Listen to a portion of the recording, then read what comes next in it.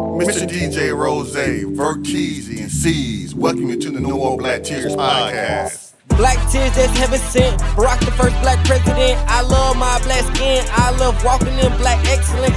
Black power, let's represent. All black, that's evident. I'm sure MLK and Malcolm X both didn't die for the hell of it. Strap your seatbelt, go and settle land. What makes you think that we would sell our land? We wouldn't sell our land. What makes you think that we would go ahead and try to sell out then? No more black tears, black on black kids. Love us as is, love with passion. Paying black bills, learning black skills, making black meals. Black is backing. Big shout out to Fred Hampton. I'm black and proud like I'm James Brown, but I ain't doing no acting. My people here from the motherland. This podcast now active.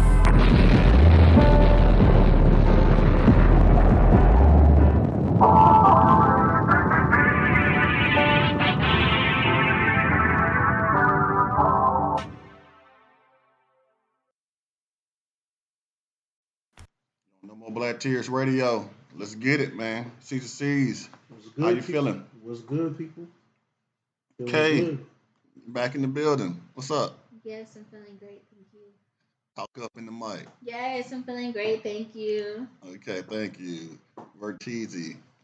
What's up, man? Hey, what's up, everyone, man? Even though we're not doing weekend sports, man, it's still been a long week. Yeah, man. It's only Tuesday, man, but it's going up on a Tuesday. What we talking about? So we've had a lot of movies come out this year that have been great. From Sinners was a classic. People said they love Thunderbolts, and right now people was hyping up Final Destination 5. Apparently there was a movie that came out a couple years ago that's starting to get some notoriety called Cracka.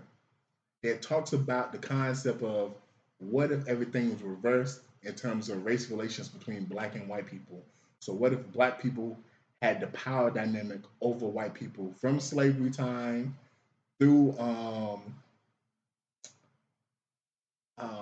after slavery, Jim Crow, and even today. C's, what's your thoughts? Man, who would have predated it too, though? You don't get to where we're at without that. You know, when somebody says, what was it, Chris Tucker on, he said 300 and something years, you know, of oppression and bullshit. So, I mean, it's an interesting concept, man. We had a conversation yesterday, and I'm like, I thought there would be a lot of people knowing what they went through. They wouldn't want anybody else to go through what they went through, but apparently not. There's a lot of people out there that only want to be in a position to where it benefits them. Fuck anybody else. It's specifically about them. So it's an interesting concept. It's like there's a lot of people that a lot of black people that are simply gonna say, you know, if the tables were flipped, they're gonna do the same shit white people did, which is kind of crazy in thought, because it's a lot of black people that, not even just black people, it's a lot of people that have been oppressed, and it's like, this is a human thing. This is a fucking, like, crime against humanity. So why the fuck would I want somebody else to go through this shit? It's like, yeah, in an ideal world, we're all like utopia or whatever, but, you know, you don't have to. Somebody's always going to be down in the situation, but it doesn't have to be to the situation where it's like you're destitute, dead out. Like, yeah, somebody's always going to do better, but it doesn't have to be where, hey, I got to put you at the lowest fucking state I can put you in, because whatever I have, I'm going to hold on to with my dear life. So, I mean, interesting concept, deep thought, you know. Me personally, I wouldn't do it because I've seen what it's done throughout history. But I mean, if like shit, the tables would turn, like who's to say people wouldn't do the same exact shit? Yeah, I'm interested to watching the movie. I know it came out in 2021. I'm gonna try to find it this week so I can look at it, because I'm interested in seeing what happened if they included the Native Americans in the situation, because they did dirty too. You know what I'm saying? By the opposite color, skin, race, Caucasian people that came over here from England and things like that. So I want to see if they did something to them too, or if the black people let them slide, or the black people took their stuff too. I want to see if they included that. But other than that, it's hard. It's easy to say we would have did and what people would have did. Like we always say, like if I was back in the slavery days or back in the civil rights movement, I wouldn't have did this, or I would have did whatever I wanted to do, and I would have ate where I wanted to eat, and they was going out to see me and things like that. It's easy to say that when we wasn't there because it's easy to say it, but it's like would you really have done it? You know what I'm saying? And if you was one of the people that done it, like would you have survived? You know what I'm saying? So it's interesting. It's a good concept. I want to see the movie so I can see how they did it. But as far as just the concept, I'm I don't know. You know what I'm saying?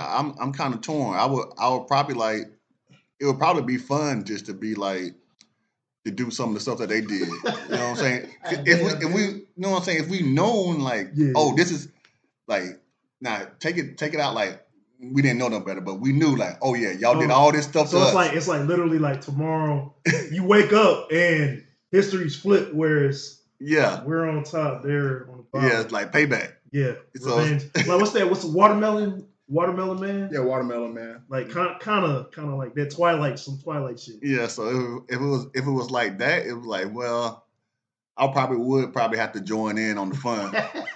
You know what I'm saying? Just because, but as far as like would I want to see another person get beat down and things like that for no reason? No, I don't. But it would be interesting if we had the same mind frame or same thinking, and then everything got flipped like Twilight Zone. You know what I'm saying? I guess I just feel like we probably would have handled it a little bit differently. When I watch certain things and they talk about like different African tribes, now it depends on who was in charge because some of the tribes were savage as fuck, which is why they were able to sell other. But I mean, it Africans. wasn't based off.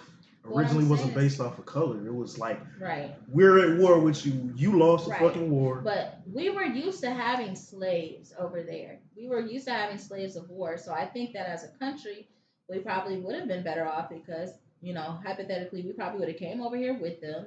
They would have been like our workers. We probably wouldn't have been as savage as they were to us unless, they did things outside of what they were supposed to do. It would have been like a retaliation type of thing or correction.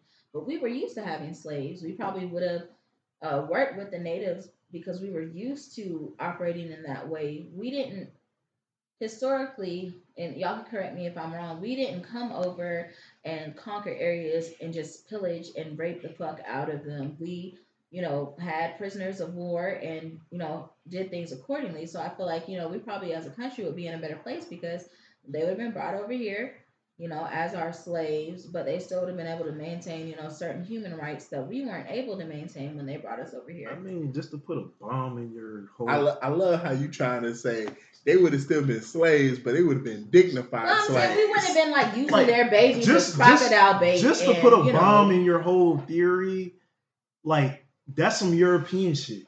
Literally to rape and pillage and to take somebody from their land to go work in another.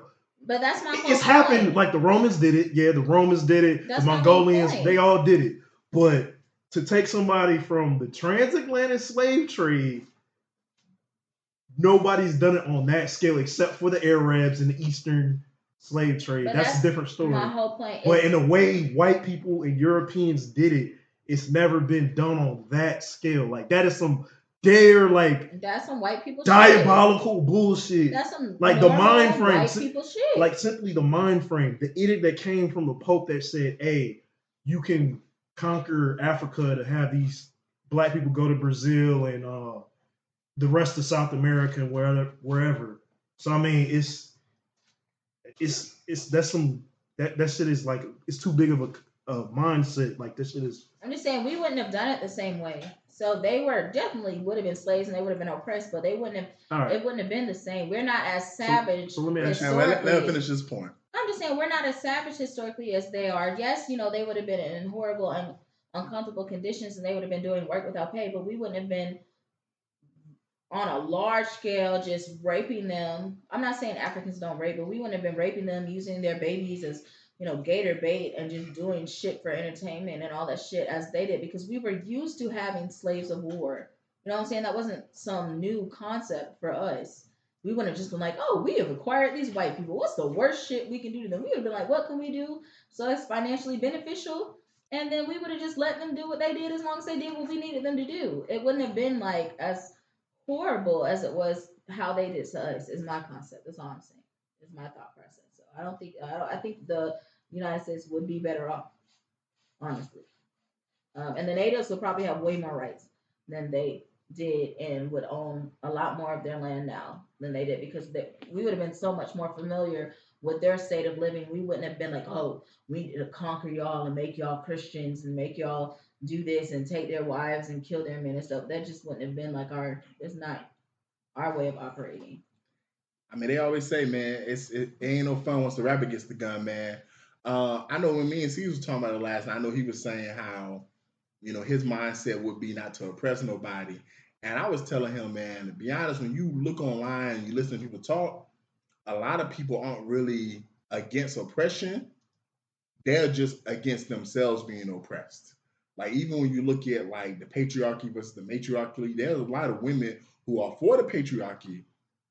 They just don't want it to go against them. So they would rather they be the ones like to have the ability to decide this and have the authority and have the power. So, I mean, you see the same thing racially. It's a lot of black people that you'll see that will kind of coon and be Republican and stuff like that. Because for them personally, like they don't think nothing's wrong with a group of people being oppressed. Like they just don't want they just don't want to be the ones to be getting oppressed. Even when you listen to some of these people for the LBG community, the alphabet community, talk about rights and stuff, a lot of them are racist. A lot of the white men and white women in that minority group. And that's why some people, like when you really think about it, you ever notice how you have minority groups and you be like, damn, that minority group is so racist. Like you see Chinese people, Arabs, or just gay people, and people really wonder, like, well, you oppressed. How can you be racist yourself? It's because we're not against oppression. Like we just don't want our particular group to be the ones to be oppressed. We want to be the ones to have the resources, to have the control, to have the power. It's like if you're living in a household, all four of us in this household, and if Rose basically had all the power, we would be like, man, it sucks because we got to do what he tells us to do when he tells us to do it. But then if something was to happen when he broke his back and Kay, you became the authority figure, you most likely would be doing the same shit he was doing, and you wouldn't even see the irony and the fact that you was just complaining months ago about why I can't believe we're getting oppressed like this. The real question is how many people at the table, if the roles were reversed, not saying let's say you're not oppressing nobody, because there's plenty of white people that throughout history haven't oppressed nobody, but they still benefited from white supremacy. How many black people at this table, if the roles were reversed, would go out their way? Because there have been white people who have died for the cause for black people. How many people at this table will go out their way to dismantle a system that benefits you? To me, that's the more intriguing question. It's not whether would you oppress people or not. It's if you was living in Jim Crow, would you feel the need to march with white people knowing that it doesn't benefit you? It actually is a detriment to you because you're fighting for someone's rights that's not going to benefit you. Well, I feel like to comment on you saying that other people are not worried about other people being oppressed. I think that's because the American dream has been twisted. They make it seem like the American dream for people in other countries is to come over here and be as successful and as they can. However, the true American dream, in my opinion, is you can come over here and you can make as much money as you want and you can benefit, but it's gonna have to be off of someone else. That's just kind of how America is set up for the most part, unfortunately. As far as would I march with white people, is it with the amount of like education and stuff that we have now, or is it just from a standpoint that's like we don't hate them because they didn't do nothing to us, and we're just trying to help this random group of people that's here? Okay, so for example, for those who've seen Mississippi Burning, and we know that's the 3 young men that went down to Mississippi to register black people to vote. We do know that 2 of those people was white. They got beat up, hanged, lynched, and bodies thrown in the swamp. That's what I'm saying. I'm saying you're black. You're in a system that benefits you. would you say, you know what, I'm gonna risk my life, my livelihood to help other people? Just like the Freedom Riders, there was plenty of white people that was on them buses getting their ass beat by other white people. Just like if you seen that movie Best of Enemies, Tahaj P. Henson, there was a white man who was literally employing nothing but black people in his business, so black people can have jobs. And when they found that out, they did everything in their power to throw bullshit regulations until he fired all the black people. And he still was like, nah, I'm still gonna hire all these black people. I'm still gonna give them jobs and stuff. That's what I'm saying is, how many of us really have that kind of courage to be like, yo, I'm gonna do something? Because it's one thing to say I'm gonna die for some shit that's gonna benefit me and mine. But when you start talking about some shit like, yo, I'm doing something that don't benefit me. Like, it's a reason why a lot of black people today aren't really down for the movement, because a lot of us feel like we're in a place in society where it's like, my family's good, I'm not going to take no risk for no one else. So I'm just saying, like, just put the roles reversed. Back in the day, would you even feel like, yo, I'm willing to do this and willing to do that? And that's a whole nother level of right and wrong, because Dr. King said it best. We're not going to worry about the people that oppressed us. It's going to be the silence of those who didn't stand with us that's going to be the loudest. So just because you're not oppressing nobody, if you see wrong being done and you're just being silent, you're just as wrong as the white people that's lynching the black people. So that's something we don't really talk about when we talk about some of that stuff. We don't give credit to the white people that stood up for black people, like someone like Jane Fonda. For those who know that actress, her father was a famous actor and director, and they fought for black people. Jane Fonda was actually part of the Black Panther movement. Like, that's just something to me that's just very curious. Like, it's just more so like, would you want to stand with those people? Me personally, like, the mindset I have today, like, I'm very empathetic to other people's oppression. Like, that's the reason why, like, I want other groups to have rights, even if it doesn't make sense to me, because I don't like seeing other people be stripped of certain rights. Yeah, that's kind of like what I was saying earlier. Like, with my same mind frame of what I'm thinking now, like, would I do that? I don't know. Probably not. You know what I'm saying?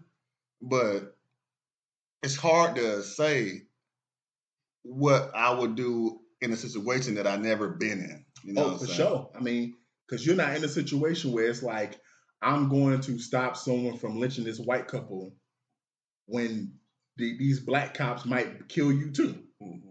Like, you don't have to worry about being called like a cracker lover. Like, there was white people that was being called nigger lovers and stuff like that. So yeah, this is a very nuanced conversation. But overall, me personally, I know this was like how I started off. I at the end of the day think that we as a civilization, we as people, even outside of the Americas, seas touched on all these different other cultures. I just think in human history, it's always been to conquer other people. Like, from Genghis Khan to all these other people to Alexander the Great, it's always been, we just saw Gladiator 2. A lot of us saw Gladiator 2. And literally, what was the whole purpose of the movie? They was going to other areas, civilizations, and trying to conquer them. That's always been something of human nature, to basically see who we can conquer and who we can oppress. So I feel like if the roles were reversed, yeah, black people, if we had the ability, yeah, we probably would oppress them too. And I don't know if they would have. I don't know if white people are strong enough to have sustained that oppression, because I think most of them probably would have died in the fields. But I don't know. They might have adapted. Maybe they would be tan today. Maybe none of them would be like as pale as they are today. Yeah, it's like the king of the hill. Everybody trying to be the king of the hill. You know what I'm saying? But as far as like, yeah, man. Like I said, man, it's just in my mind frame of thinking right now. I'm just so much um, for the black movement and for supporting black businesses and supporting my family and my friends and people that look like me. Even if I just go support them once and I didn't like it, I won't go back. But I'm still going to support another person. You know what I'm saying? I don't know. I like, because I support pretty much everybody, and I don't have no hate in my heart for anybody. But if I had a choice between mine and somebody else's, I'm 100% go always choose mine. You know what I'm saying? And my family and my friends first, and then I'm gonna go from there. You know what I'm saying? The people that look like me, and people that treat me the way I want to be treated, I'm gonna support them too. So that's just my mind frame and how I would look at it. So it's hard to say something that I didn't, but that's how I feel. I think that's enough for me. You know what I'm saying? Hey man, my final thoughts on this particular conversation is, and I think this is the reason throughout history, at least in America, you see why white people have fought so hard to maintain the power structure, even as recently in these last couple of years with the Make America Great movement, because there is this fear in white America of what's going to happen when we no longer are the majority, what's going to happen when we no longer have people in positions of power that can make the decisions, because we have seen historically when you make it even for black people and white people, historically we succeed better than they do when everything's even. So like I think that is the reason why you kind of do see a lot of white people that are fighting so hard to hold on to that measure of power. Seize your final thoughts. I mean, it's really a bullshit concept when you really think about it. It's like you think you lose, like the whole idea. What is it? White flight. That's the phrase. White flight, white fear. That they're losing their power. It's like you've never really had that power that you thought you had. So I mean, like just to dominate, but I mean to look throughout human history, yes, humans are flawed characters.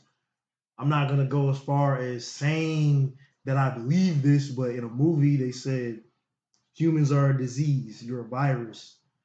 You're literally like you're the cause of your own detriment. Whether it's this person's from across the water, this guy's from across through the woods and over the mountain. We should go kill them, or I don't like him, I don't like her, or hey, he has more. They have the minds that I need, or he has better shoes or better clothes. It's like really it comes down to like the human thing. Like at the end of the day, we're all fucking humans unless you believe purple. There's probably some reptilians or some fucking aliens out there. So, but I mean, that's a whole nother Joe Rogan episode. So I mean, hey, at the end of the day, we're all human. That's all I can say. Hey man, so the thing about oppression, there's a lot of tears of sadness that come with it. But when you overcome that oppression, there's a lot of tears of joy. I remember when Obama, became president. I remember seeing my grandparents cry tears of joy. So moving on to TNT. Dynamite. So we was talking about if the roles were reversed. I guess this person took it literally. So there was this white man that was 6, 7 years old that posed as a Nigerian prince and got arrested for scamming people. C's, what's your thoughts on this? Nigerians don't even do that anymore. Like it's been like damn near 25 years since these scams been popping off. Like in Nigeria, they're known for scamming people off of cell phones, SIM swapping, and all these other ways. Like whatever they use, I don't think they use Cash App, but they use whatever mobile payment system they use, and they're scamming people off the internet. So I mean, they're way far advanced, and it's kind of ironic. It just goes to show you, hey, niggas always do this, and they're the usual suspects. It's a 70-year-old ass white man from Louisiana, Slidell. I mean, I'm trying to think. I think that's somewhere up north, but I think it's a small town. But I mean, it just goes to show the irony. I mean, like anybody, no matter what you look like, will try to get over. Old, young, fat, small, rich. There's rich people that have money that will still scam people. So I mean, I got no tears. Hopefully he doesn't die in prison, but 260 something counts of fucking fraud charges and why? I don't know. He might die in prison. Man, what's so crazy? I remember being back like in college, because that was when I first really even started really fucking with my email to be like that. Because I remember I didn't even have an email most of high school till like my senior year when I had to do a project, and someone made one for me, and I still have that same email to this day. I remember getting some of them like Nigerian princes or princesses scams. This one bitch sent me this long page talking about how she was trapped over here and her uncle was going to send me like $50 million if I could, send her some money or whatever so she could get something to eat. And I just thought to myself, bitch, if your uncle got $50 million, why you need my help? So, hey, man, we talked about before the pod, man. Rose said it best. People getting scammed. People going to always get scammed because there's always suckers.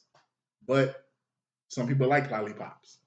Yeah, I would like to see the dynamics of the demographics of the people that he scammed. I want to know, like, what were their age range and their racial groups? Was it like majority of white people, like in their 40s and 50s? Because I don't see very many people going for that, let's be honest. Because most people think like you do, like, bitch, if you got so much money, what do you need from me?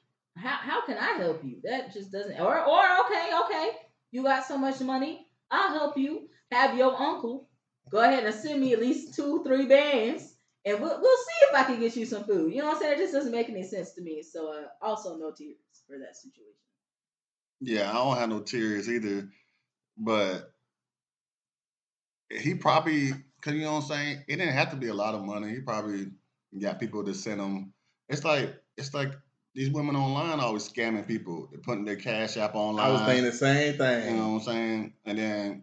And if everybody send them $1 and they got 1,000 followers, that's $1,000 right there. They ain't have to do nothing for. They just scan everybody out $1.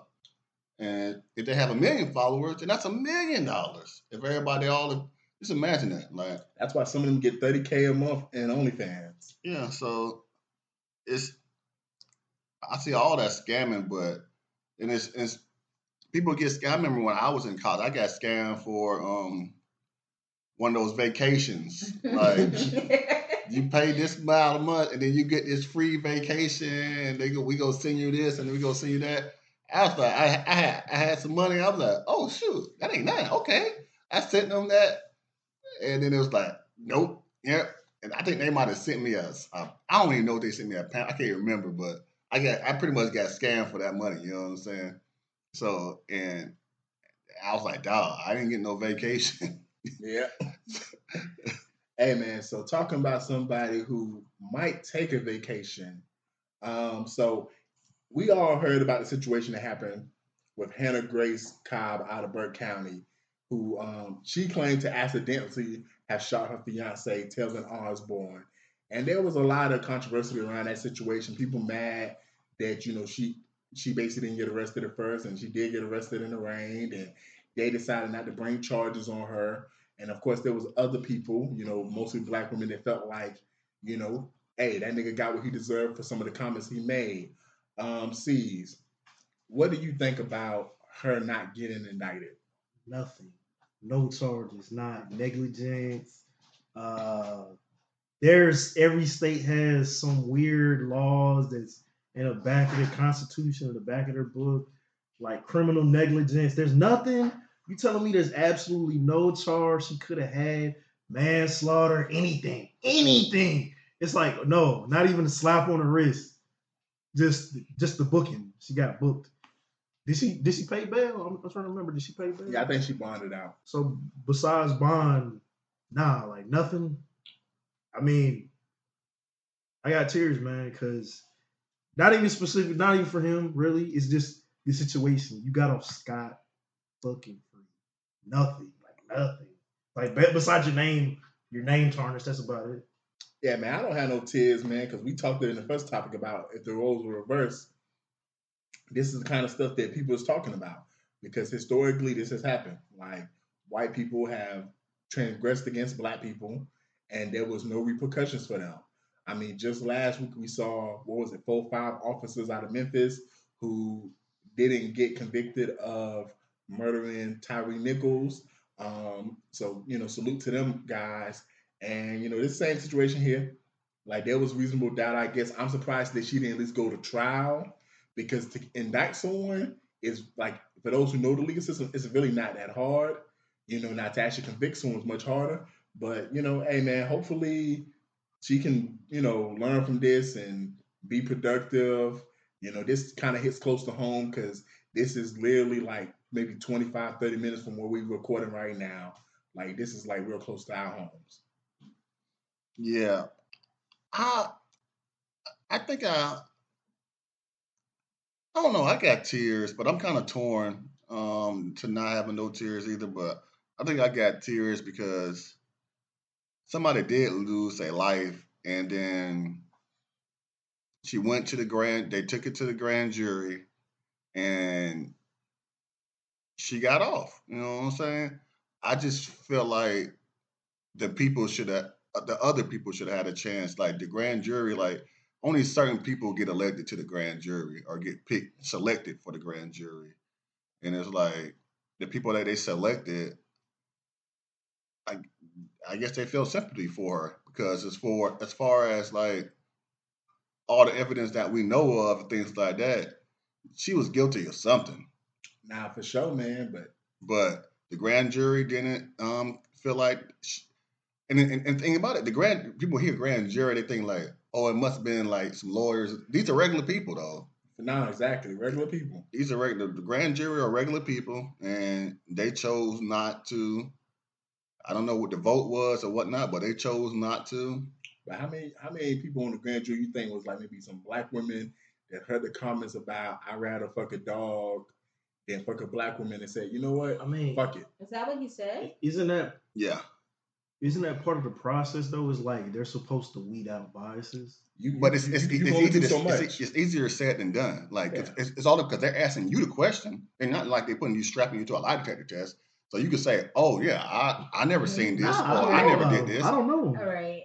But that's how it is. It's like, Yeah, nah, I mean, it's been like that historically, man. Yeah. You never know who's gonna be on the jury, man, because it could be a lawyer or a doctor on the jury, or it could be someone. This is no knock to somebody who works at McDonald's. It could be someone at McDonald's who twerks for a living, and like I said, they saw the tweet, they resurfaced and said, "Oh, fuck that nigga," you know. And I'm curious to see how many black women was on the jury, and maybe did that come into them saying, "I'm gonna let this white woman walk." I feel like I have tears for the situation, mostly because someone did lose their life. So I have tears for his family. I have tears for her, because we don't know the details of the situation, and if she really did care for him, and it was really just an accident, then that's something that she's gonna have to live with. The fact that she did take someone's life, and it's just sad in general. As far as the comments that he made and stuff like that, I don't know that really should make that much of a difference, because we're talking about somebody losing their life. It's 2025. People say all types of things on social media, but I definitely just have tears for the situation. But at the end of the day, whether it was the type of trial that we feel like she should have went through, she did go to trial, and she didn't go to trial. Well, she did. She went through our justice system and was acquitted. Yeah. And so, that is the final decision. And so, I don't feel any type of way towards that, because if it was the other way around and it was a black guy who had accidentally shot, his white girlfriend and he had got off, a lot of people wouldn't be sitting around. A lot of black people wouldn't be sitting around saying, oh, well, that's not fair. He should have had like a full, what I'm saying, because people want to be biased about it. So, yeah, I have tears for his family, obviously, and I have tears for her because that's something she's going to have to live with. Yeah, some people, their definition of justice is being judge, jury, and executioner. And in this next TNT, that's what this mother was. She was the judge, jury, and executioner of this punishment to her daughter. Her daughter was slacking in school, and her daughter had some locks, and she decided, hey, braids.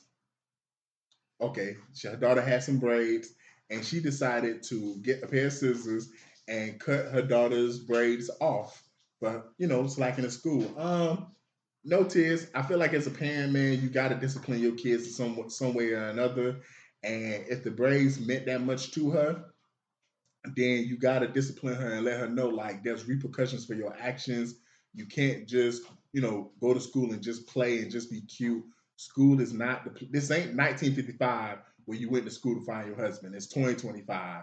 You don't go to high school to find your husband. You can, but that's not what you're trying to do. You're trying to get an education so you can get a job, hopefully, and get into the workforce. So, hey, man, I ain't got no tears, and I'm happy that the mother did this, because there's a lot of black women today in this new generation, they rather be friends with their kids than be parents to their kids. And she made it clear, I'm not your friend, I'm your parent. Yeah, I got tears for the situation because that might be cruel and unusual punishment. Like to cut her hair off just because she wasn't behaving in school. That's rough, man.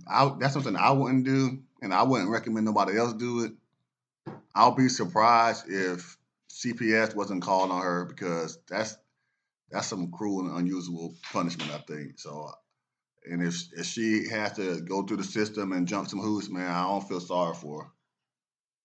Shit, if it came to CPS, hey, I'd probably be like, if I was the mom, I'd probably be like, hey, take her, Right. because I'm tired of her ass. I done told her, like, you kind of we don't know what's going on in the household, and sometimes you're at your wit's end. It's just like, there was that video of the white dude where he took his son's Xbox and he shot the shit with his he shot that shit with a shotgun, or the one where he ran over it, and it's like, yo, you literally putting me in a position where I'm telling you, like, I done grounded you. Some people, I done hit you, beat you, physically punish you, and you still not doing what I say. So I'm really gonna have to get you where it hurt. And that's honestly, like, it's the same way on the outside in the real world. So you like being on the outside, you want to do some crime, we're gonna make sure you can't go outside. So I can't really, I don't have any tears, but I mean, it's kind of like one of them situations, like, you got, every kid's different, every household's different, and it's like, I'm not gonna tell anybody how to raise a kid. You're not abusing them, and then, like, some people get too far with that, take it too far, where they say, oh, this is abuse. I'm like, no, she paid for the braids. Hey, she didn't shave her hair off. She just cut the braids out, and it's like, okay, guess where we're going tomorrow? You're getting your hair done. It's shorter, but hey, when I tell you do some shit, I mean business. So had she shaved her head, would that have been too far? That would have been to me. It would, but shit, some people would be like, fuck it, less maintenance, The only tears that I have is that it was posted to social media. I don't think everything needs to be broadcasted. I don't really quite understand. I don't think people understand the effect of being embarrassed on social media can have on the younger generation. So that would be my only tears. As far as her cutting her hair, like you said, if her mom paid for it, she's not doing what she's supposed to do. You see how some of these young girls act, and they be trying to stunt on whatever TikTok, Instagram, whatever is the popular app or whatever. So that's my question, okay? What if the reason why she was doing bad in school because she was too busy on social media, that's why the reason the mom posted on social media? I get what you're saying, but I feel like punishment going up. My daddy used to beat our ass, and it was kind of understood that what happens in this household stays in this household. So personally, I don't feel like punishment for things needs to be a public eye thing. You know what I'm saying? What happens in your household, as long as you're not abusing your child physically or, verbally or whatever, it should be more of a private matter. And so, like, cutting her braids and it's hair, it'll grow back even if some of her hair did get cut. But as far as it being broadcasted on social media, and now she may have to deal with, the bullies and everything that come along with that. And she is a young Black female. I do feel like that's unfortunate. But at the end of the day, I mean, it would better for her mom to do this now than for her to go through school and not do what she needs to do and then go out in the real world and be like 20-something, acting a fool, and then she has to deal with the justice system. So, I mean, sometimes emergency action has to be taken, I guess, and that's what the mom felt like she needed to do. That's her child, but why everyone else needed to see it, I don't quite understand that. So, hey, something that everyone is apparently seeing right now, man, this new Final Destination movie. Now, I don't know if y'all have all seen the franchise. It's one of I think I want to say when we did our top 5 horror franchises, Final Destination was in mine. It's like, I love the franchise. So down in Argentina, there was people watching the film, and as the movie was going on, the roof collapsed. Man, I got tears of laughter, man. I know it should be funny, but once again, I don't know if y'all seen all the movies. There's literally a movie where people are watching the movie in the franchise now, and people die because it's a big explosion. So this is, to me, just like, yo, man, this is life imitating art or art imitating life, because, like, this is the kind of stuff that happens in that franchise. It's always people dying in ironic ways.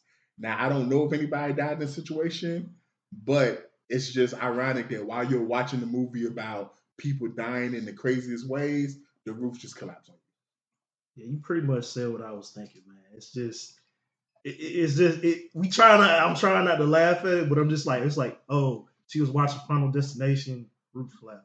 Damn, that's ironic. And I'm just laughing. I'm like, yo, that's literally like, if they would have made like I'm surprised nobody's done this. Make a TikTok or Instagram post or like some type of social media thing where you have a news story where, let's just say it was fake. Take that and make it a story and use that as promo. And everyone will be like, damn, I really want to watch Final Destination. That shit crazy. But I mean, things happen. Another thing, I got a question for everybody. Will you drive behind a log truck? Oh, no. I'm be honest. After I saw that second movie, when I saw that, every time that happened, I can't do it. Yeah. Sometimes you don't have a choice. Yes, you do. Yes, I get as soon as I get at my opening, I'm changing lanes. You're still behind it though. I'm changing you lanes. still For behind 2 it. seconds. I'll be watching every single log on the back of that truck. You were Make sure still ain't nothing behind it. slip, I move, be bump, or nothing. switching lanes real quick, man. Right. You were still behind it for a little while, so it happens. Mm-hmm. So otherwise you just go stop, pull over, and be like, all right, I ain't doing it. But everybody kept on driving. Don't tell me no lie. You had that thought though. You be paranoid, be like, oh Lord. I definitely know. I definitely be paranoid.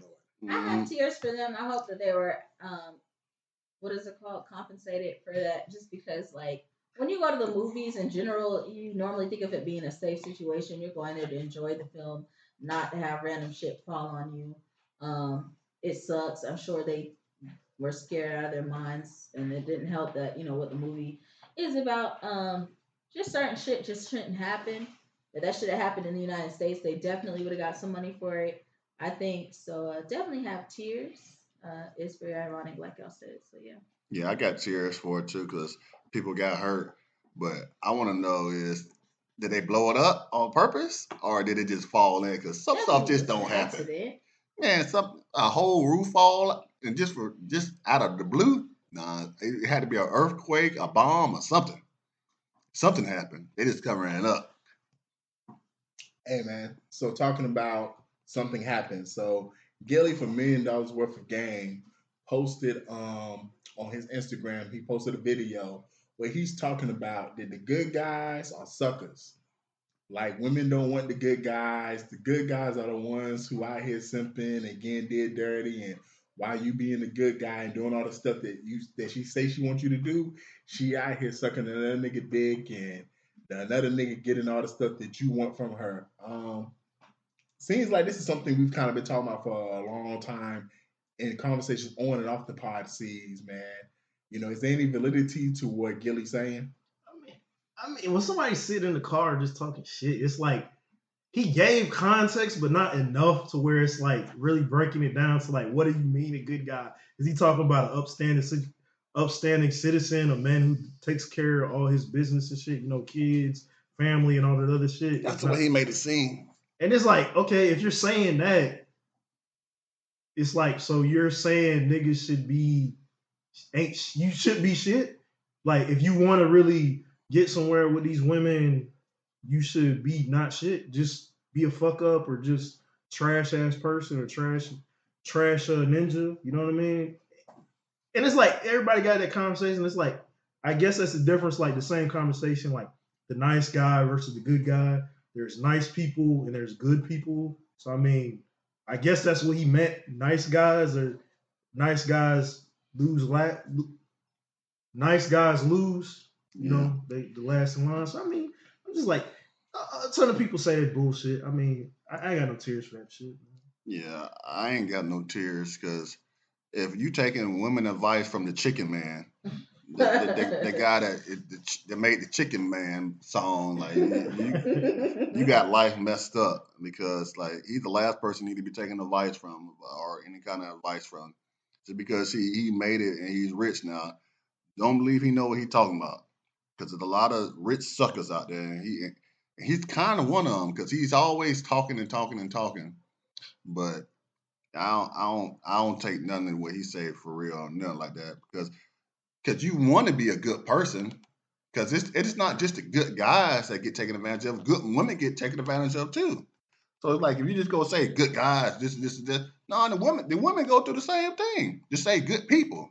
Now, if you just say good people get taken advantage of a lot of the time, that does happen, but it's not all the time.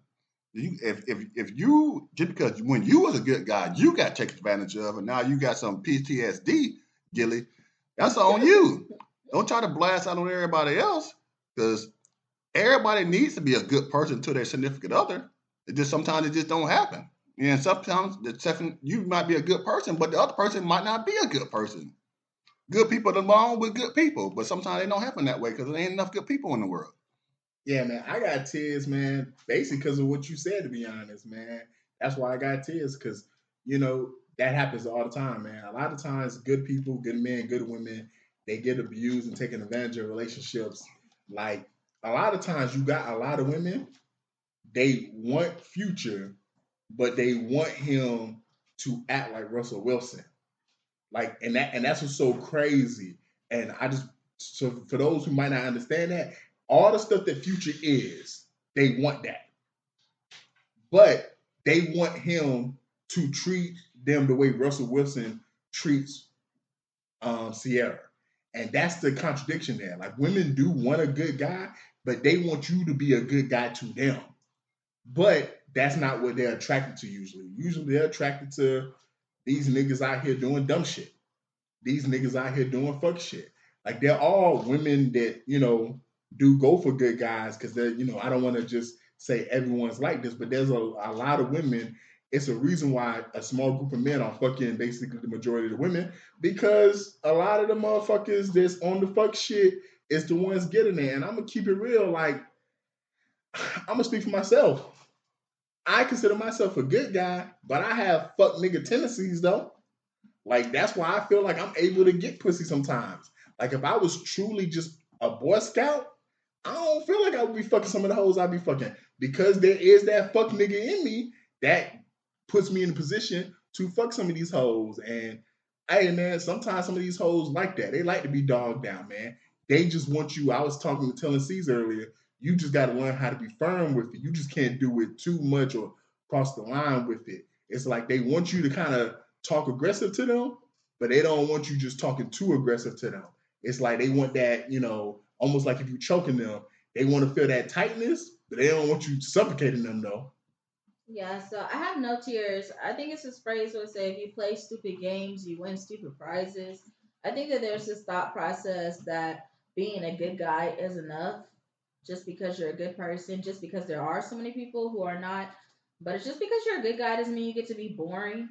And I'm just saying, and just because you're a good guy doesn't mean you don't need to invest in yourself in other ways or be interesting.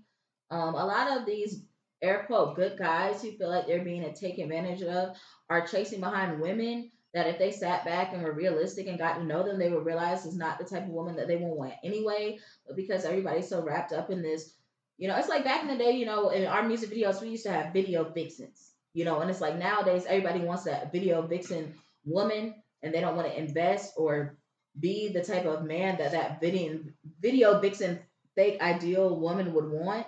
So I have no tears. I mean, I don't have tears, and it's sad from the woman's perspective as well, but I have no tears for it because in dating in 2025, 2018, whatever, is so difficult because people do not court anymore. And a lot of people, when y'all think of the idea of courting, y'all think of it as simping, but the whole purpose of courting wasn't just so the women could get spoiled. It was so the guys could actually get to know the women, because there were guys who, invested in women in a way of courting and realized, hey, I don't want her, and were able to just move on and not choose her. But now it's become this version of tricking off, and then good guys feel bad because they're out all this money or whatever, where that was never what it was supposed to be anyway. Yeah. You could have just took the girl out to a little wing spot or to a nice whatever and got to know her first and whatever. It's like people are just stupid a lot of the times. A lot of times it's quite obvious, if you really sat back and evaluated, like, okay, insert person, this man is not a good man for you, or this woman is not a good woman for you. But people are so stuck in an ideal and don't want to take the time to get to know somebody, and then they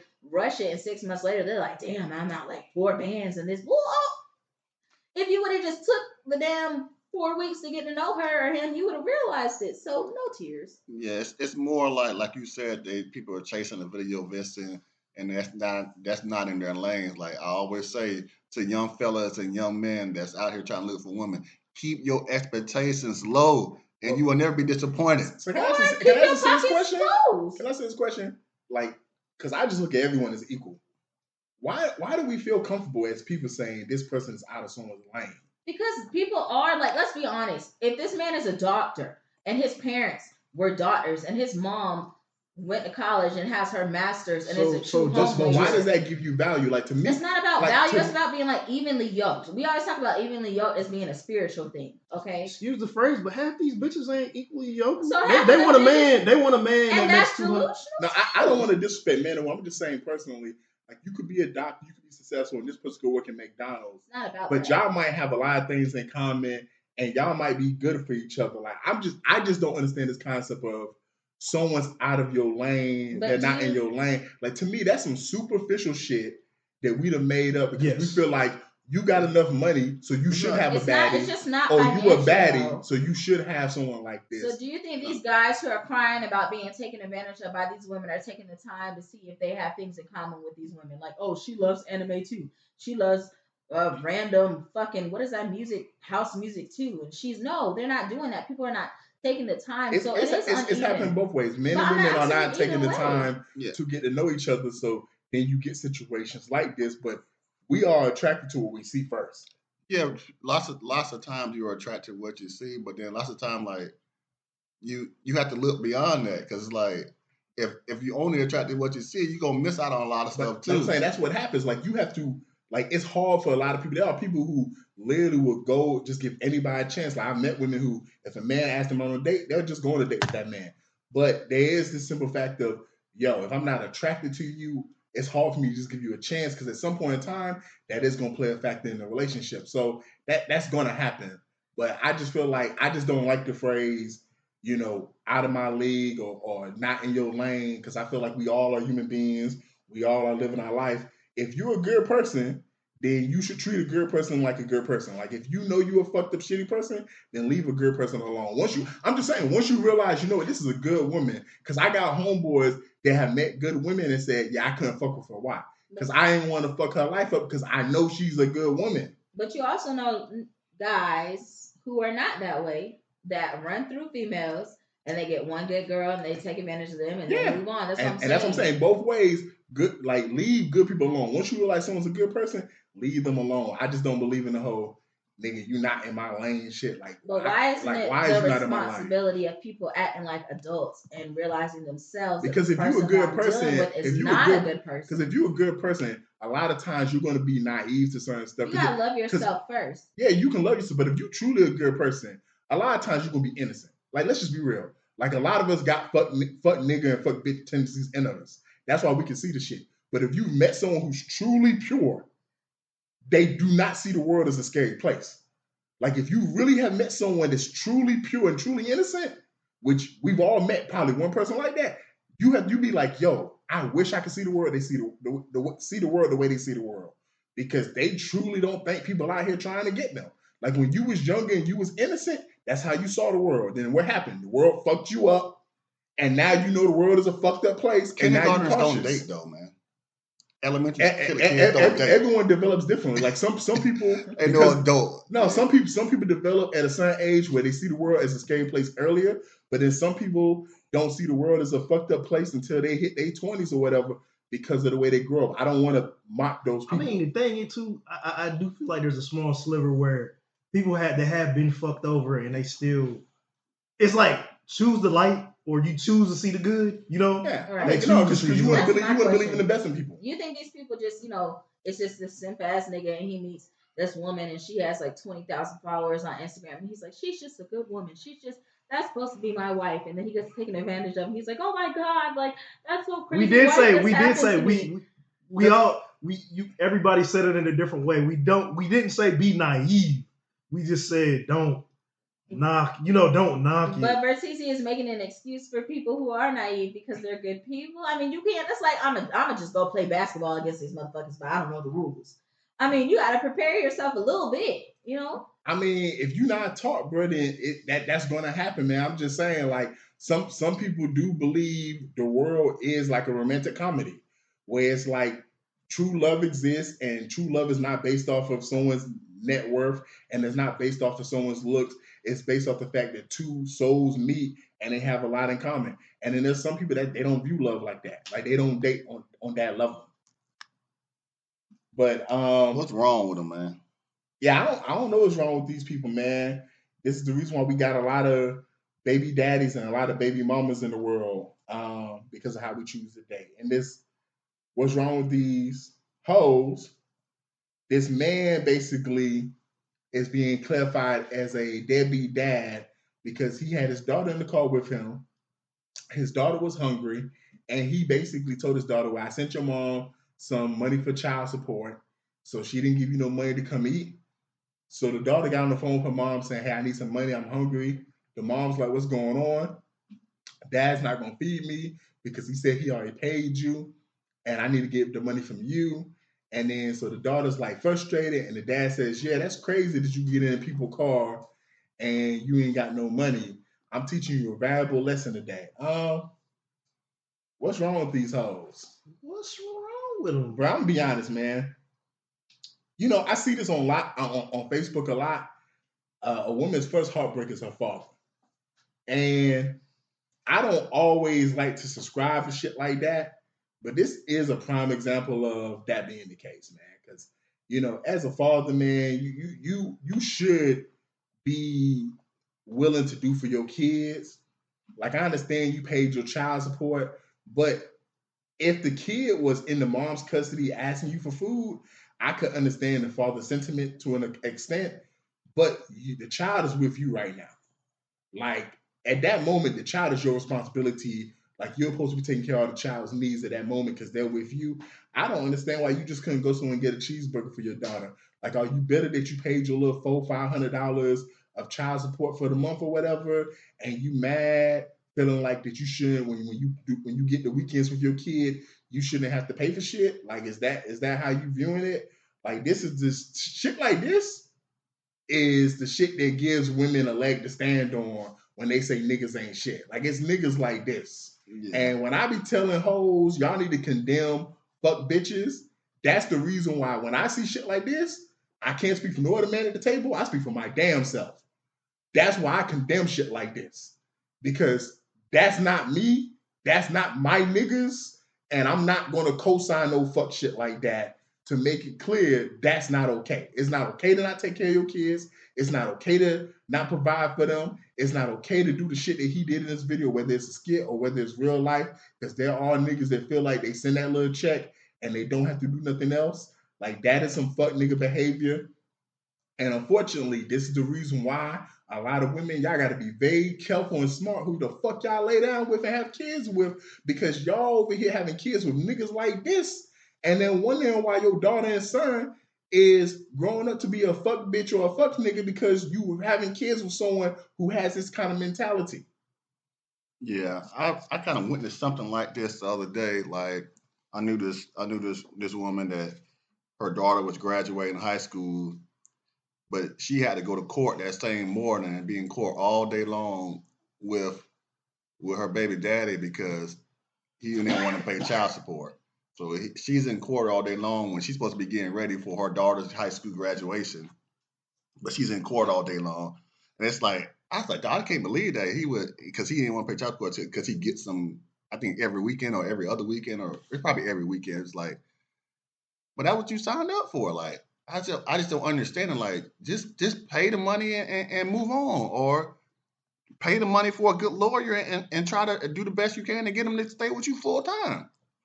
It's like, I don't understand it. Like, I don't understand it. Like, pay the money. It's you already know what you signed up for. You know when you lay down, you had the baby, it's gonna be some type of child support. If you was living with if the kids was living with you full time, you gonna have to pay it. And most likely some of y'all sucker dudes be wanting child support for the mama. So it's like, if you just do what you're supposed to do, I think it'll be all right. But it's like, some people want to try to burn and count them from both ends. You know what I'm saying? Like, oh yeah, we're not together no more, so I'm gonna try to make you suffer. And then women and men both try to play kids as pawns, like it's a chess game when it's not a chess game. They really playing checkers because they ain't really smart enough to play chess. It's like, it's just so dumb. You know what I'm saying? But that's why you have to realize before you start doing grown people stuff, that like, it could be some grown people stuff that's gonna happen. You know what I'm saying? But mistakes happen. People make mistakes all the time. But I feel like if you got a kid, you should take care of it. That's because I'm a stand-up dude or stand-up person. You know what I'm saying? I take care of mine. And when I see other people not taking care of theirs the way I take care of mine, I do look at them sideways. You know what I'm saying? But and then lots of time they like to talk about this and this and that, but I'm still looking at you sideways like, yeah, I might not say it because people don't want to hear that truth. You know what I'm saying? But dudes, because dudes, they'll do so much stuff, and then when they come down to their kids, they be like, oh yeah, oh, she's straight or he's straight. They with such and such. They with this special. This with such and such. But they'll do all this other stuff for a whole nother grown person. Facts. and won't do for a person that can't even take care of themselves. And that's the most bewildering thing right there that you said. Because there are men that will go to the clubs to chase pussy, spend money on pussy, but don't want to get their kids' hair did or get their kid a haircut. And there are women that will get their nails did, buy outfits and shit, get their hair did, but you ain't sending that money to your kid or whatever. Like it's crazy, man. We live in a fucked up world right now. Tab 1,000, like 100,050.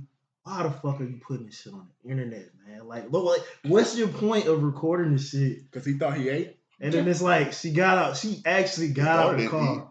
It's not funny, true. though.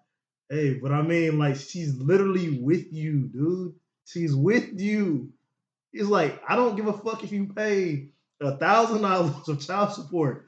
What's she supposed to say, Mama, send me some money? Like, that shit's stupid. She's physically with you at the time. It's just like, if you bought her clothes, and you go send it to her mama, and she's like, hey, I need some new shoes. Daddy, can you send me some money for some new shoes? Or flip the table. She goes back, and she's like, yo, Daddy, can you send me some money for food? So, I mean, I don't get the gist of, like, the whole fucking video. It's like, they're physically with you, whether it was your weekend, whatever, your day. It's one meal. It's not like she says, hey, the baby mom says, I want you to pay for groceries. Only way your child's gonna eat is if you pay whatever plus child support. I'm gonna take it out your child support. Whatever, like she's docking a nigga or something. Niggas, like, people are so petty with this shit, and we see it goes both ways. Men and women, baby moms, baby dads. This is so fucked up. The system that's been created is so fucked up. And like, what was the lesson that your daughter learned? The lesson she learned was my daddy ain't shit. He's so fucking petty that he's going to not buy me. Like, she's gonna grow up and remember that shit. Even in this clip, like, now it's immortalized. She's gonna go back 5 years, 6 years from now and look back and be like, yeah, remember that time you ain't buy me shit? Yeah, fuck you. I ain't buying, like, you ain't, oh, we gonna go out to eat together. Yeah, remember that time you pulled that shit on me? Yeah, you pay for it. Yeah, I definitely think there's an unfortunate situation. I just think about the emotional trauma of the child.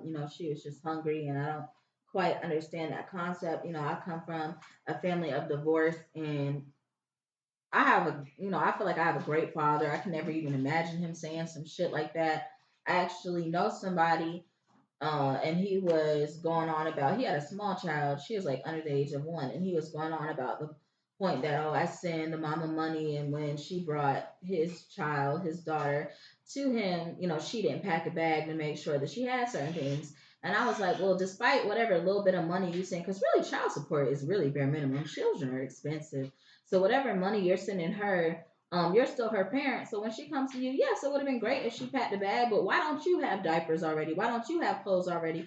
If you know she's coming, why are you expecting that little $200-300 you give her a month to cover, the week and a half, 2 weeks that she's gonna be with you? Like, I just don't understand that bare minimum parenting from the standpoint of, if you're going to call yourself a parent and you feel like you deserve time with your child because your child deserves time with you, why do you not feel responsible for covering the expenses of the time that they have with you, whether you pay child support or not? I don't understand that. And I do feel like, as y'all stated, the only thing that she did learn, unfortunately, was that, whether her daddy pays child support or not, that he is comfortable being a deadbeat father.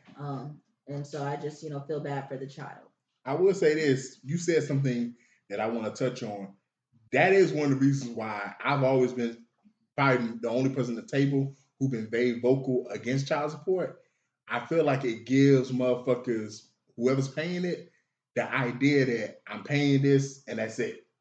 Like, I feel like, because legally, you take me to court, K, I'm paying $500 a month, and now I feel like I'm doing my obligation. Like, I really feel like it is better when you and me can work together and we can figure out an arrangement with a kid that we both created. But if you do take someone to court and put them on child support, I will say this, man or woman, be prepared just to get that check.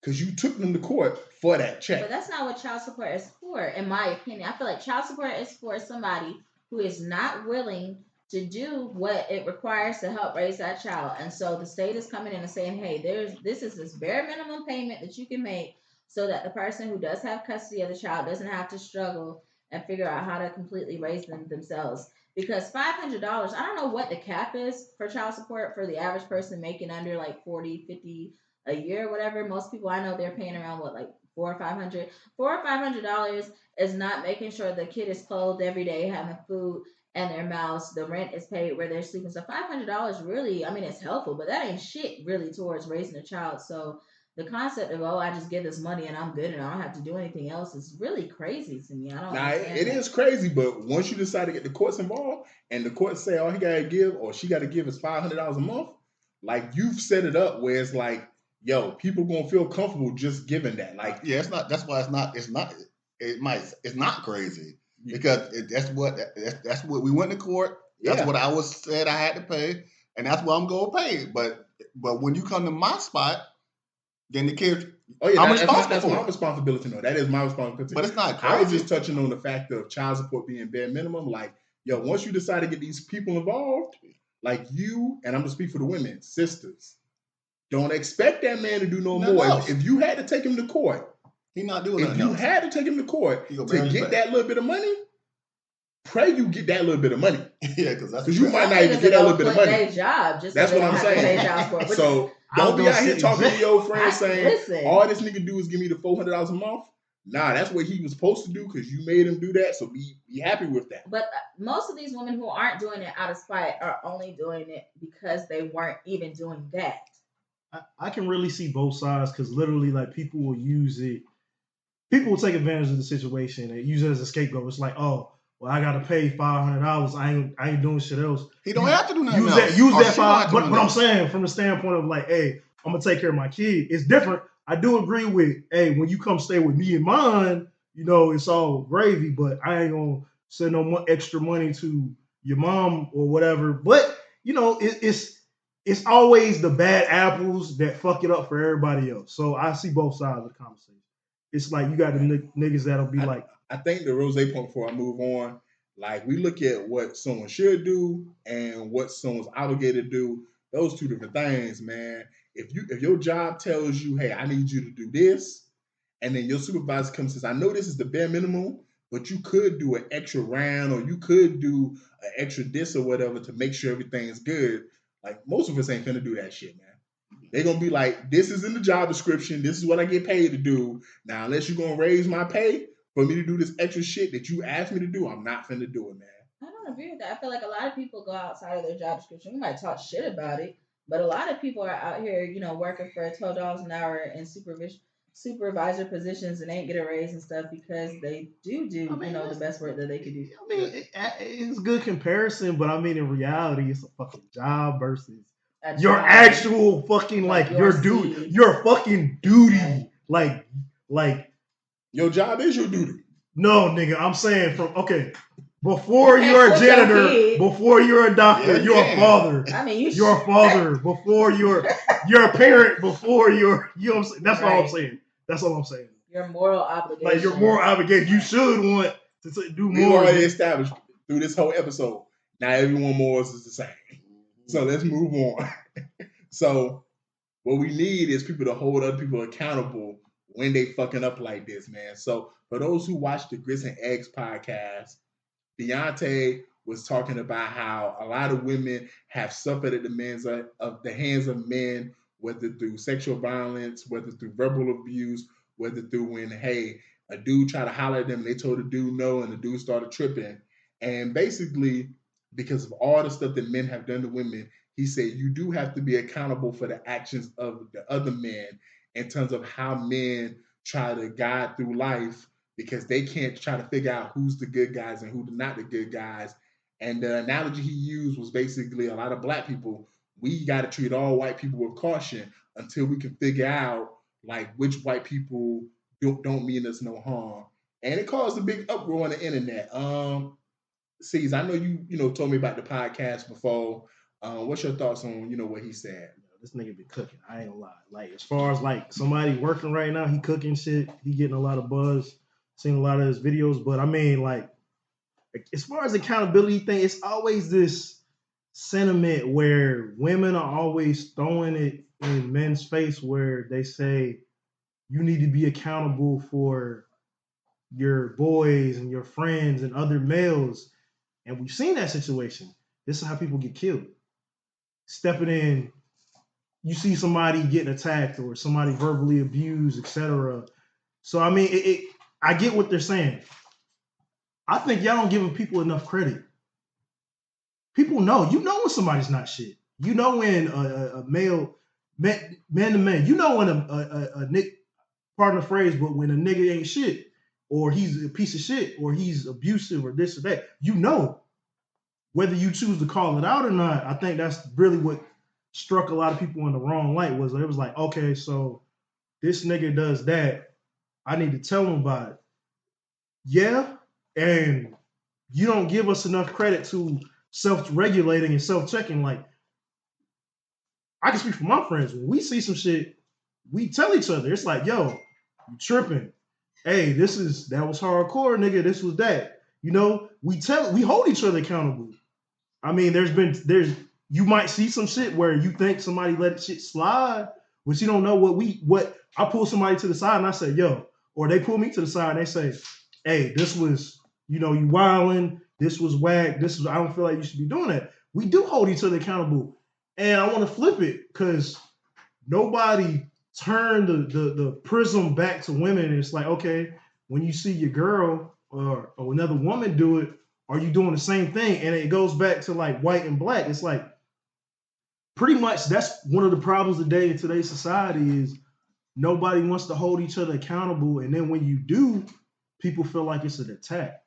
But I also would say, don't let the minority has to suffer for the majority. Because you said, all man ain't shit. It goes back to Vertizi's point earlier where he said, there's a lot of women who took feminism and said, I'd rather, they basically want to flip patriarchy on its back and they want women at the top. When men ain't, basically they want men in the position women are in. Yeah, so I'm gonna ask you a question. So it's like you're supposed to be holding people accountable. So if I tell the lady to shut up and she keep talking and she gets smacked.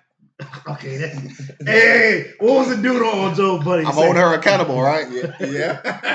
I mean, but you can't physically abuse people. No, you shouldn't, but you can. I mean, we can do a lot of things. I think that women and men, especially nowadays, have a habit of not being honest with each other.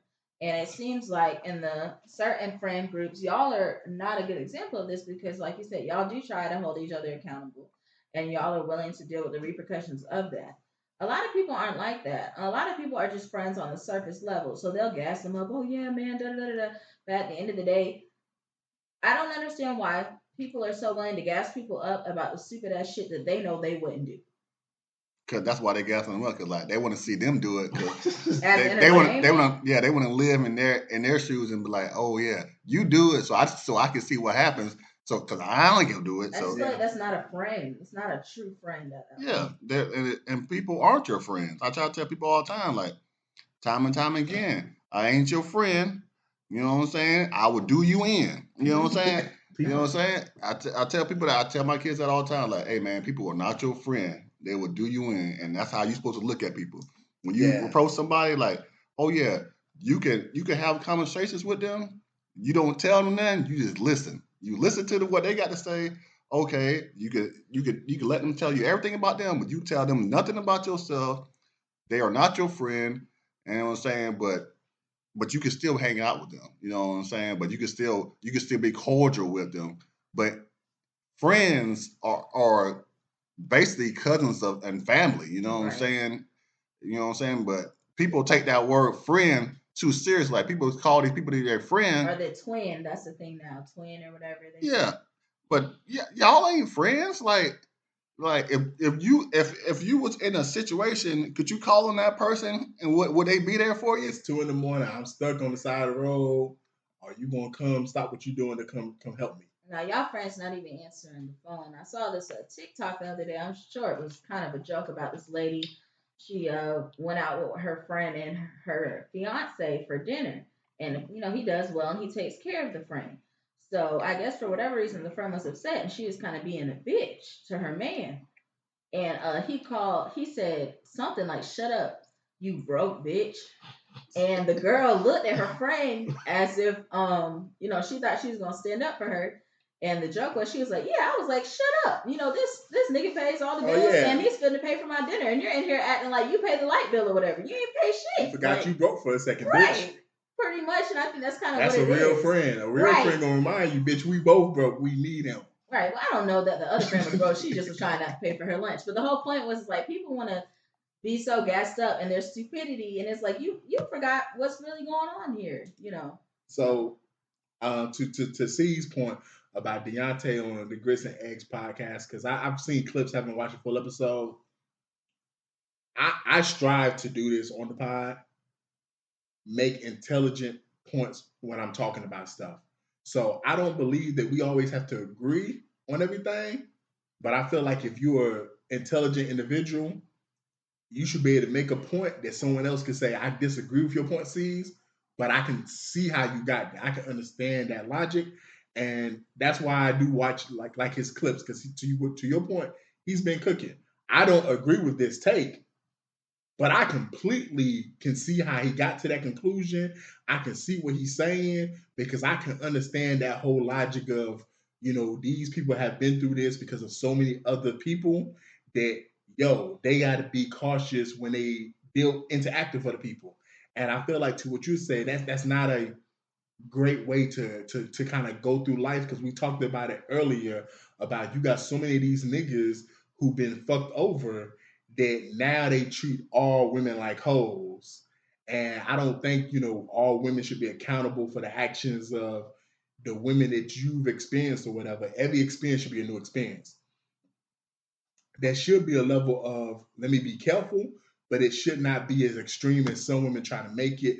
Like when we had the conversation about the man and the bear, it shouldn't be that extreme to the point where you got women choosing a bear over a man in the words. Like all them men that will dissect a woman and grape a woman and stuff in the woods, I'm not even going to argue that. But are there plenty of men that will give their life for a woman? We see it all the time. There are plenty of men who give their life for random kids and women they don't know in situations, and, they don't get thanked for it. So, I think this is a good conversation, because in our friend group, to your point, Kay, we try to hold each other accountable. But I think the reason why it's easy for us to hold each other accountable, morally, we kind of align. Like none of us really is on some of the fucked up shit morally. Like a lot of times, I'm be honest, man, a lot of these friend groups kind of have some of the same moral compass.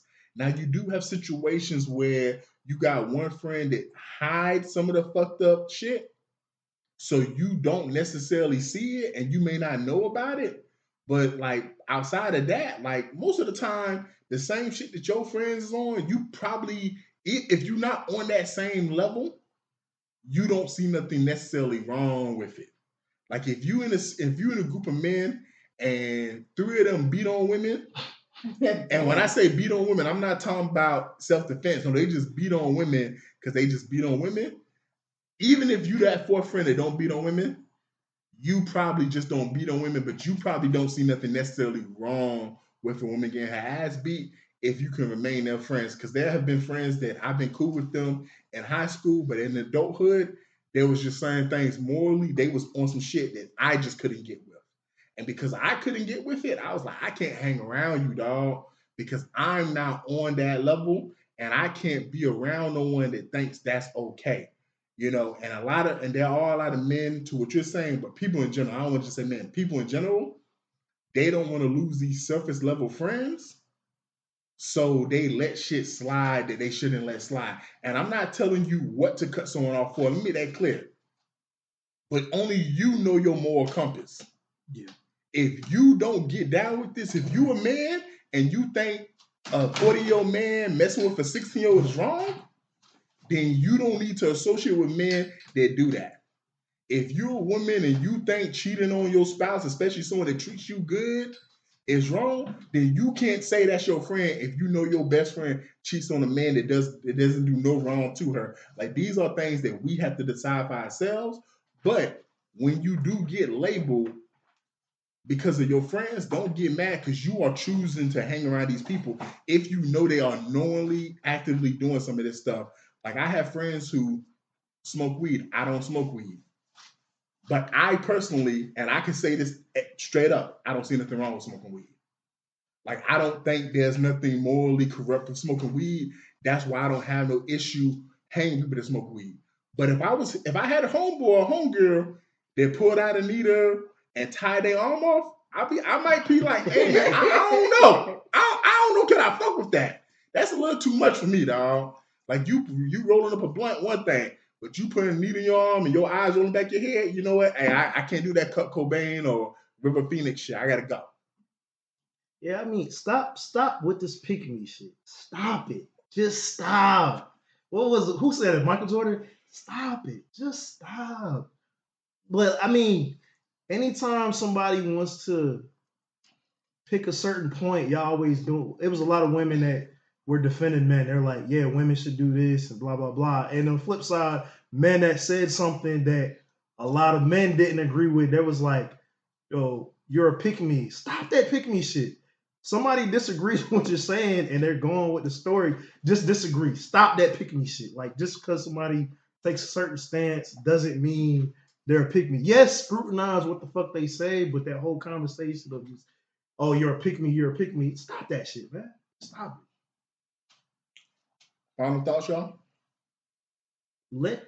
Stop with the generalizations and stop with the pick me status and just like labeling people by judging someone off of judging the whole group versus the individual. Because it goes back to the first topic, to the last topic. If I see Chinese people treating black people bad in China, what am I going to think? Naturally, I'm going to think they're racist in China. You know what I'm saying? So it's like I see women treat all men bad or got some bad negative shit to say about men. I'm going to think every woman thinks negative shit. So this generalization shit, and it's going to be a problem because we got social media now. So, I mean, it's start living in real life, start actually knowing people on an individual level, start actually having fucking conversations. So that's my sentiment, man. Yeah. Go ahead. I think that my final thought is that people just need to start being authentically themselves. If people would just be authentically themselves up front, a lot of these issues that we've talked about would not necessarily be an issue. Having to put on this fake front to either keep your friends around or have this certain image is just so unnecessary to me in 2025. I mean, people really aren't even getting canceled anymore, really. So it's just like, why not just be, yourself and hold, the others around you accordingly to be themselves too. That's kind of just my final thought on that. Yeah. So me, it's like I always say it, man, and it's like we grew up. I know a lot of people. I know in my age range, everybody grew up like with the golden rule. It's 8 words: treat people how you want to be treated. And it's like, and that's something that I live by. So it's like when it comes down to all the stuff that we're talking about, it all kind of lines up to that for me. Like, if you treat everybody how you want to be treated, it's like, would there be any wrong in the world? It's like it probably wouldn't, and if it was, it's just from people that don't want to be treated like trash. But if you treat people how you want to be treated, I think it starts there, and then like you said, Kay, like you said, it starts with yourself. And like I always say this too, you know what I'm saying? Michael Jackson, one of the greatest artists in the world, you know what I'm saying, ever to live, and the grace of Mike at our stage. You know what I'm saying? He had a great song, you know what I'm saying? Man in the Mirror. You know what I'm saying? Once I know I always say this, but that's how I live by. You know what I'm saying? Look in the mirror. You know what I'm saying? Treat people how you want to be treated, man. Start to the man in the mirror and treat people how you want to be treated, man. Yeah, man, it's no secret that I'm a wrestling fan, man. So, the last time WrestleMania, which is the Super Bowl for, WWE, was held in the same city back-to-back years, was 88, 89, Atlantic City in New Jersey. There was a great WrestleMania this year A lot of stuff happened. I covered it on an episode earlier this year. It was in Las Vegas. It was wonderful. As Dirty E has become more corporate and have merged with TKO, they became more money hungry. And unfortunately, they had announced that WrestleMania was going to be in New Orleans. Now it's being rumored that they're trying to do it back in Las Vegas. But not only that they want to establish a central home for WrestleMania instead of letting them move around every year. And if that's the case, I just want to say that's going to be sad.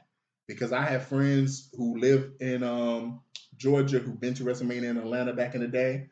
I have friends who are from Philly. They went to WrestleMania in Philly. It's hard to buy a plane ticket to another city. It's hard to get a place to stay to see something you want to see like that. I think what makes WrestleMania so great is the fans and the fact that the location can change every single year, and you can have a venue where different wrestlers are from different areas. We saw Cody Rhodes; he's from Atlanta. He's done pay-per-views in Atlanta, Georgia, and the crowd goes wild. Same thing with Kofi Kingston, man. So I'm sad to hear that. I hope that this is not something that they're going to do. I hope they allow WrestleMania to continue to move from city to city as it should be. In the words of Airbnb and Rakim, peace. Yeah, man, y'all catch us at the next light, man. We in traffic. And that back quiet. Mr. DJ Rose, Verkeezy, and C's, welcome you to the No More Black Tears podcast. Black tears that's heaven sent. Barack the first black president. I love my black skin. I love walking in black excellence. Black power, let's represent. All black, that's evident. I'm sure MLK and Malcolm X both didn't die for the hell of it. Strap a seatbelt, go and sell our land. What makes you think that we would sell our land? We wouldn't sell out now. What makes you think that we would go ahead and try to sell out then? No more black tears, black on black kids. Love us as is, love with passion. Paying black bills, learning black skills, making black meals. Black is backing. Big shout out to Fred Hampton. I'm black and proud like I'm James Brown, but I ain't doing no acting. My people here from the motherland. This podcast now active.